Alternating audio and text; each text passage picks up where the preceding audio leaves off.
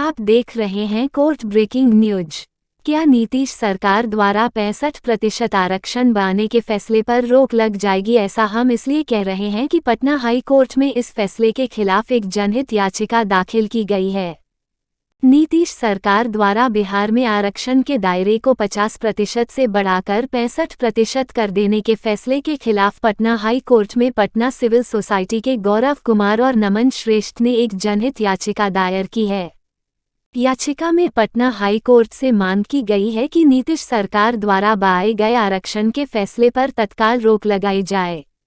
Patna civil society के गौरव कुमार और नमन श्रेष्ठ ने पिछड़ा वर्ग, अति पिछड़ा वर्ग, अनुसूचित जाति और अनुसूचित जनजाति के लिए आरक्षण को 50% से बढ़ाकर 65% करने वाले फैसले के विरुद्ध राज्य सरकार के खिलाफ हाईकोर्ट में याचिका दाखिल की है।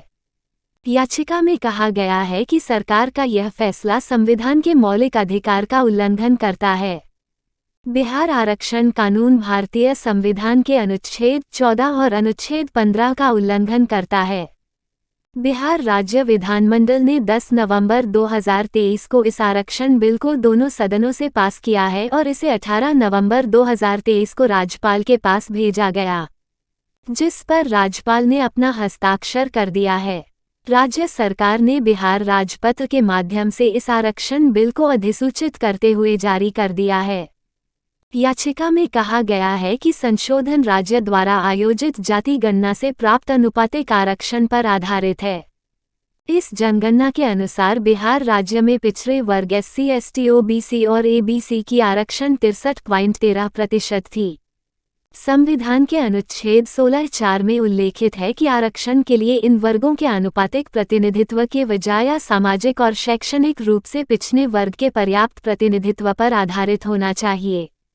याचिका में यह भी कहा गया है कि राज्य द्वारा पारित 2023 अधिनियम भारतीय संविधान के अनुच्छेद 16(1) का उल्लंघन है, जो राज्य के तहत किसी भी कार्यालय में रोजगार या नीति से संबंधित मामलों में सभी नागरिकों के लिए समानता का अवसर प्रदान करता है, और अनुच्छेद 15(1) जो राज्य के अधीन किसी भी प्रकार के भेदभाव पर रोक लगाता है। याचिका में कहा गया है कि राज्य द्वारा पारित 2023 अधिनियम इंदिरा साहनी में सुप्रीम कोर्ट द्वारा निर्धारित 50% आरक्षण की ऊपरी सीमा का उल्लंघन करता है। राज्य इसमें असाधारण परिस्थितियों को संबोधित करने में पूरी तरह विफल रहा है, जिसके कारण आरक्षण की सीमा इतने प्रतिशत से अधिक बढ़ गई और इसलिए 2023 अधिनियम उपरोक्त निर्णय में माननीय सर्वोच्च न्यायालय द्वारा निर्धारित कानून का उल्लंघन है।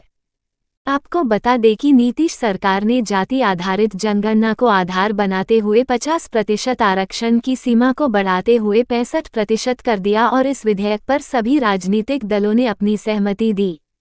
बिहार राज्य के सभी राजनीतिक दलों के सहमति पर यह आरक्षण बिल बिहार राज्य के दोनों सदनों से सर्वसम्मति से पास कर दिया गया और इस पर राज्यपाल ने भी अपनी मोहर लगा दी है।